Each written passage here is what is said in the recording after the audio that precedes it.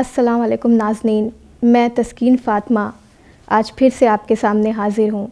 آج ہمارے پروگرام کی دوسری قسط میں ہم سب کے پہلے امام مولائے کائنات حضرت علی ابن ابی طالب علیہ السلام کے بچپن کے ایک واقعہ کو آپ کے سامنے پیش کروں گی۔ واقعہ کچھ ایسے ہے کہ سورج مکہ کے پہاڑوں کے پیچھے سے آہستہ آہستہ اوپر ہو رہا تھا۔ ٹھنڈی اور خوشگوار ہوائیں چل رہی تھیں، گلیوں میں سناٹا تھا، کبھی کبھی ایک دو لوگ ادھر سے گزر جاتے تھے۔ ابو سفیان کے کمرے میں 4 لوگ بیٹھے باتیں کر رہے تھے۔ ان میں سب سے بھاری بھرکم جسم والا آدمی جو کہ سب سے موٹا تھا، وہ دیوار سے ٹیک لگا کر بیٹھا تھا اور سامنے رکھے برتن میں سے کھجوروں کو اٹھا کر اپنے منہ میں رکھتا اور کہتا، جو کچھ میں کر سکتا تھا میں نے کیا، اب اور کوئی چارہ نہیں ہے۔ ابو سفیان جو دروازے کے قریب بیٹھا تھا کہنے لگا، یعنی تم کہنا کیا چاہتے ہو کہ ہم ہاتھ پر ہاتھ رکھ کر بیٹھ جائیں اور محمد کو ان کے حال پر چھوڑ دیں؟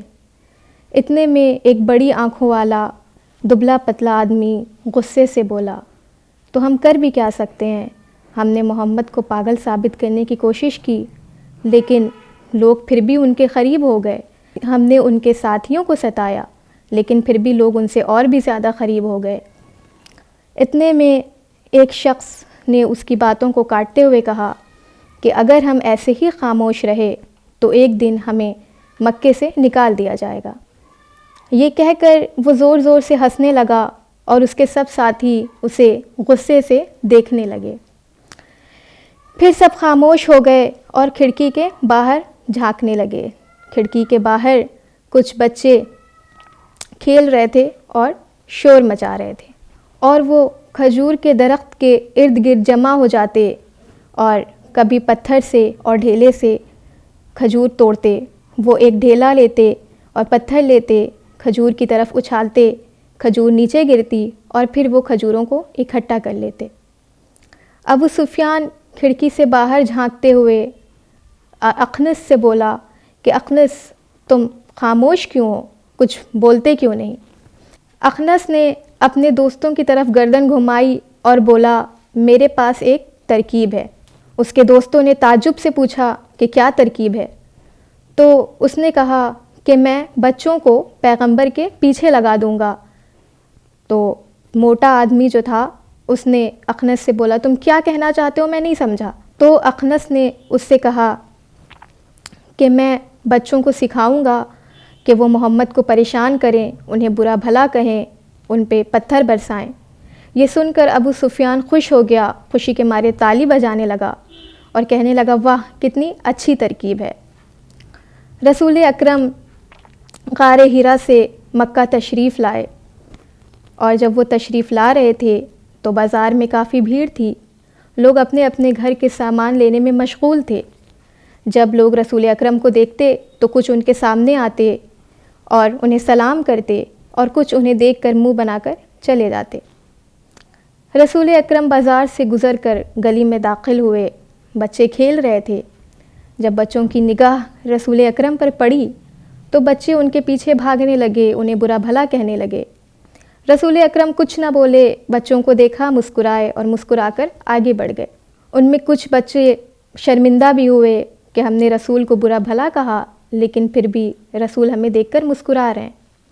تو بچے خاموش ہو گئے، لیکن ان میں ایک بچہ جو کالا سا تھا اور ان سب بچوں میں بڑا تھا، اس نے کہا، شور مچایا کہ تم سب خاموش کیوں ہو گئے ہو؟ ان پر پتھر برساؤ۔ تو بچے رسول اکرم پر پتھر برسانے لگے اور رسول اکرم اسی طرح آگے بڑھتے رہے اور بچے ان کے پیچھے بھاگتے رہے، اور کبھی رسول اکرم مڑ کر بچوں کو دیکھتے اور مسکراتے۔ جب رسول اکرم اپنے گھر کے قریب پہنچے تو بچے بھی اپنے اپنے گھروں کی طرف چل دیے۔ رسول اکرم اپنے گھر تشریف لائے، صحن میں تشریف لے گئے اور کنویں کے کنارے جا کر بیٹھ گئے۔ ان کے گھر میں 10 سالہ بچہ جس کا نام علی تھا، جب اس نے دروازے کھلنے کی آواز سنی تو علی اس آواز کو سنتے ہی فوراً صحن میں تشریف لائے اور فوراً ہی رسول اکرم کو سلام کیا، ان کے قریب جا کر بیٹھ گئے۔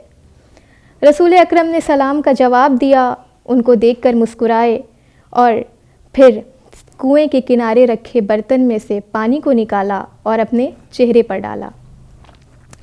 پھر وہ پانی کو لے کر اپنے زخموں پہ ڈالنے لگے۔ تو جب علی کی نگاہ ان کے زخمی پیروں پر پڑی تو علی نے دریافت کیا کہ اے رسول خدا، یہ کیا ہوا؟ تو رسول خدا نے فرمایا کہ پتھر برسائے گئے ہیں۔ میں جب بازار سے گلی میں آ رہا تھا تو کچھ بچوں نے مجھ پر پتھر برسائے۔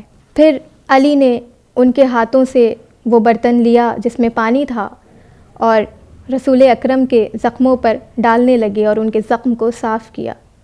پھر کچھ دن ایسا ہی چلتا رہا کہ رسول اکرم بچوں کے حملوں سے زخمی ہو کر گھر تشریف لاتے اور ان کے دشمن یہ دیکھ کر خوشی سے پھولے نہیں سماتے۔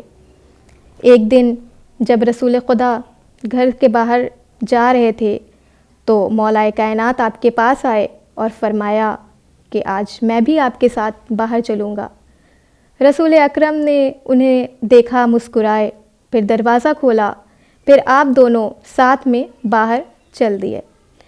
کچھ دیر چلے ہی تھے کہ دیکھا کہ بچے گلی میں کھیل رہے ہیں۔ جیسے ہی بچوں کی نگاہ آپ پر پڑی اور آپ کے ساتھ علی کو دیکھا تو کچھ بچے ڈر گئے اور کچھ نہ بولا، لیکن ان میں 2 لڑکے تھے جو کہ ان سارے بچوں سے بڑے تھے، اور پھر وہ آپ کی طرف دوڑے، آپ کو برا بھلا کہنے لگے۔ پھر علی فوراً ہی آپ کے آگے آ گئے اور جیسے ہی بچوں نے آپ کے اوپر پتھریں برسائیں تو علی فوراً آپ کے آگے آ گئے، لیکن اس لڑکے نے علی کے ہاتھ کو پکڑ لیا۔ علی نے جیسے ہی اپنے ہاتھ کو چھڑانا چاہا، اس لڑکے نے علی کی پیٹھ میں ایک گھوسا مارا۔ پھر علی نے اس بچے کے کاندھے کو پکڑا اور پکڑ کر دیوار پر دے مارا، پھر اس کے گریبان کو پکڑ کر اسے زمین پر پٹک دیا۔ پھر یہ دیکھ کر باقی بچے ڈر گئے اور پھر رسول اکرم نے ان دونوں کو الگ کیا اور تعجب سے علی کو دیکھا اور آپ سمجھ گئے کہ علی کس لیے آپ کے ساتھ آنا چاہ رہے تھے۔ علی نے پھر اس لڑکے کی طرف نگاہ ڈالی اور وہ لڑکا فوراً ہی اٹھ کر بھاگ کھڑا ہوا اور اس کے ساتھ سارے لڑکے بھی اس کے پیچھے پیچھے بھاگ گئے۔ بھاگ کر وہ کعبے کی طرف پہنچے جہاں آپ کے دشمن بیٹھ کر باتیں کر رہے تھے اور قہقہہ لگا رہے تھے۔ پھر وہاں پہنچ کر ان میں سے ایک بچے نے بولا کہ اب ہم محمد کا کچھ نہیں کر سکتے۔ تو ابو سفیان کو تعجب ہوا اور اس نے تعجب سے پوچھا کیوں کچھ نہیں کر سکتے؟ تو بچے نے فرمایا کہ اب ان کے ساتھ علی ہیں اور ہمیں علی سے ڈر لگتا ہے۔ تو ابو سفیان کے قریب جو انسان بیٹھا تھا وہ کہنے لگا کہ کیا تم سب مل کر اپنے ہم عمر بچے کا سامنا نہیں کر سکتے، اس کا مقابلہ نہیں کر سکتے؟ تو بچوں نے سر کو جھکا لیا اور کہنے لگے کہ آپ نہیں جانتے کہ وہاں کیا ہوا، اگر آپ ہوتے تو دیکھتے کہ علی نے کس طرح ہمارے دوست کو مارا ہے۔ پھر بچے اپنے گھر کی طرف چل دیے اور خدا اور پیغمبر دشمنوں نے اپنے سر کو جھکایا اور کچھ سوچنے لگے۔ پھر اس شخص نے اخنس کو دیکھا، اس کی طرف متوجہ ہوا اور کہا یہ ترکیب ہے تمہاری جس پہ تم اتنا غرور کر رہے تھے؟ اخنس کچھ دیر خاموش رہا اور پھر اس نے کہا کہ جب علی کا بچپن میں یہ حال ہے، بچپن میں علی اتنے بہادر ہیں، تو جب یہ بڑے ہوں گے تو بڑے ہو کر ہمارے لیے یہ ایک بہت بڑا خطرہ ثابت ہو سکتے ہیں۔ تو ناظرین، یہ مولا کائنات کے بچپن کا واقعہ میں نے آج آپ کے سامنے عرض کیا، اور اس سے یہ ثابت ہوتا ہے کہ جب مولا کائنات چھوٹے تھے تب بھی ان کے دشمن ان کی شجاعت کا لوہا مانتے تھے۔ ایسے ہی اور قصوں کے ساتھ اور واقعوں کے ساتھ آپ کے سامنے حاضر ہوں گی۔ ابھی مجھے اجازت دیجیے۔ السلام علیکم ورحمۃ اللہ وبرکاتہ۔